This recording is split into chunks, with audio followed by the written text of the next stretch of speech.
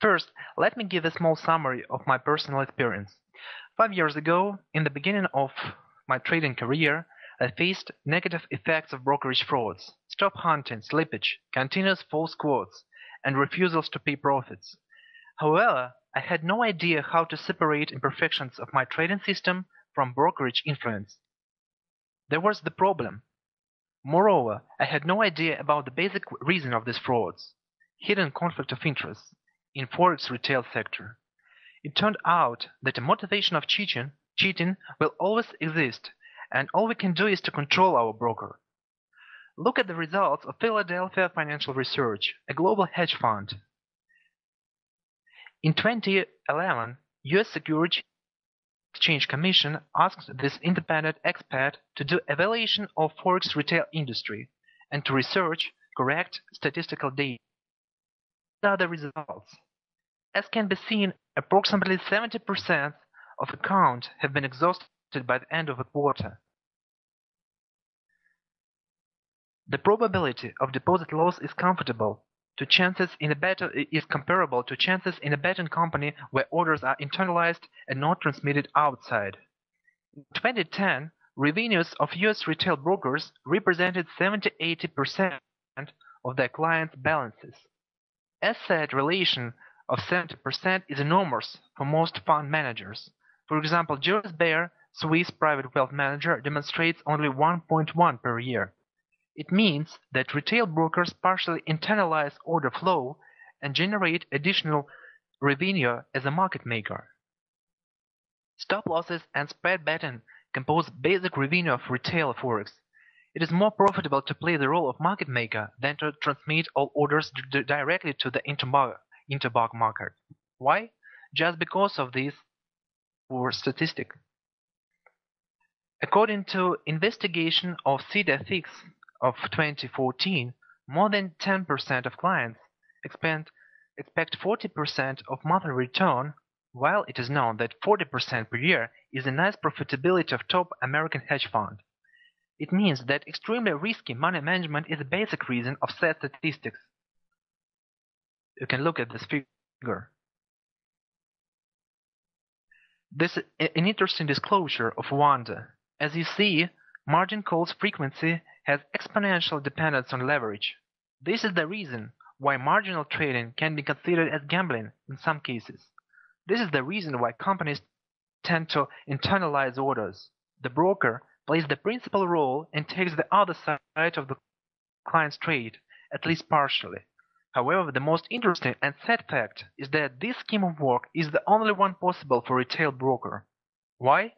Just because of existing technological and financial limitations. Let us consider Euro-USD bid chart. This is tick chart provided by Dukoscopy Swiss Bank, a huge liquidity provider. The market is relatively calm here. There has been no macroeconomic news for 1 hour. Let us assume that a trade server executes orders with a total delay of 1 second, the typical time for the industry. I will show below why I consider that 1 second is a typical time. We also suppose that trading server executes orders immediately. Okay, let us look at 1 second time frame of Dukos history.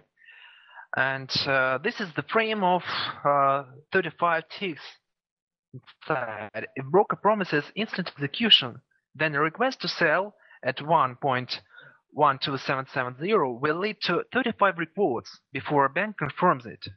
Currently, we are unlucky and the price hasn't returned to the stated level. It moves up. So, and the price hasn't returned to stated level in 3 seconds. That's an allowable limit. What's broker reaction? There are two scenarios in this case. First, it sends reports to a client, 5-6 reports in this case, or slippage, for example. Second, it opens a position at its own risk, waiting for the price to be back into the range. In the first case, service quality falls sufficiently. In the second case, broker goes beyond agent model and becomes a market maker. It doesn't really transmit position strictly. So the direct market access model we all dream about is the only way to reduce request processing time to 0.53 milliseconds. These limits cannot be suggested by retail brokers due to technological limitations. Removed access gives additional signal delay of 100 milliseconds for Ethernet or 500 milliseconds for satellite link. Look at this scheme. Whether we take quote and flow from EBS, it takes 4 or 6 steps to reach a trading platform of retail trader. We suppose that our broker receives quotes directly from trading network. Therefore, it needs 100 milliseconds to reach broker's trade server, plus 100 milliseconds to reach proxy. Proxy server receives millions of requests and lines them up in a queue, creating an additional time lag, plus 100 milliseconds. Finally, the quote package reaches our trade station, plus 100 milliseconds. So we have 40 milliseconds only for quotes receiving. The same time delay is needed if you make an immediate order. As a result, we have 800 milliseconds of delay. However, the typical scheme of small retail broker is more sophisticated. According to investigation of Citigroup, 85% of worldwide retail volume is traded through just 10 brokers, which have access to ECN and interbank forex, Reuters EBS.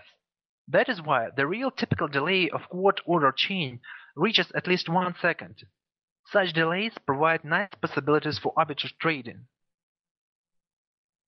The only way to provide pure direct market access is to place your trading station inside the dealing desk of a liquidity provider, bank or stock exchange.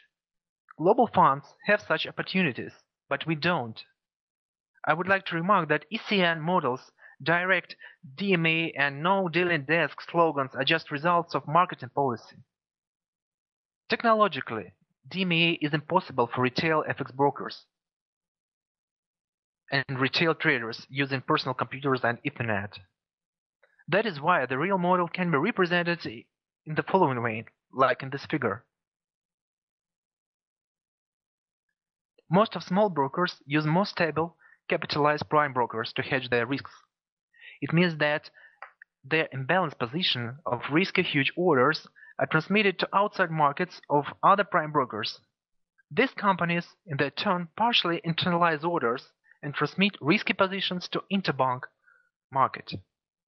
On the dealing side, orders of small volume are aggregated. Buy orders and sell orders of the same volume are overlapped. Losses compose the broker's revenue.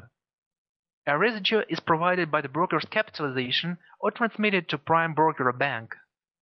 Transmission of orders or position hedging is done automatically or manually. Here I would like to represent a part of open access LinkedIn CV. It belongs to a former risk manager of well-known retail FX broker. I intentionally removed the broker's information to preserve neutrality.